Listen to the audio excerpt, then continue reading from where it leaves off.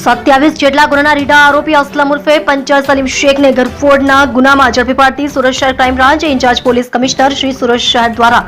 શહેર વિસ્તારમાં બનતા મિલકત સંબંધી ગુનાઓ અટકાવવા તેમજ બનેલા ગુનાઓ શોધી કાઢવા સારું સૂચના આપવામાં આવેલ હોય તેમજ હાલ ચાલી રહેલ નાસવતા આરોપીઓને પકડવાની ડ્રાઈવ ચાલુ હોય જે અનુસંધાને અધિક પોલીસ કમિશનર શ્રી ક્રાઇમ તથા નાયબ પોલીસ કમિશનર ક્રાઇમ તથા મદદનીશ પોલીસ કમિશનર ક્રાઇમ સુરત શહેર નાઓની સૂચના અને માર્ગદર્શન હેઠળ police inspector crime branch Surat શહેર નાઓની રાહબરી હેઠળ સુરત શહેર ક્રાઇમ બ્રાન્ચની ટીમો નાસવતા આરોપીઓની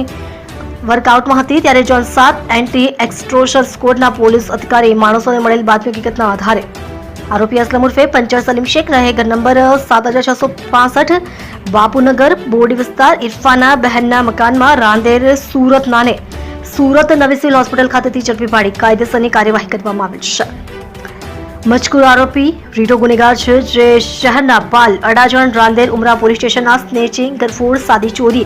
તથા પાસાના કુલ 27 ગુનામાં પકડાઈ ચૂકેલ છે તેમજ ફેબ્રુઆરી 2026માં જેલમાંથી છૂટીને આવેલ છે જે તેના મિત્રો સાથે મળીને રેકી કરીને ખુલ્લા દરવાજાવાળા મકાનમાં જઈ ઘરફોડ ચોરી કરી નાસી જવાની ટેવ ધરાવે છે. મજકૂર આરોપી અગાઉ પકડાયેલા આરોપી નામે સુફિયાન પઠાણ સાથે મળીને તેમની પાસે રહેલ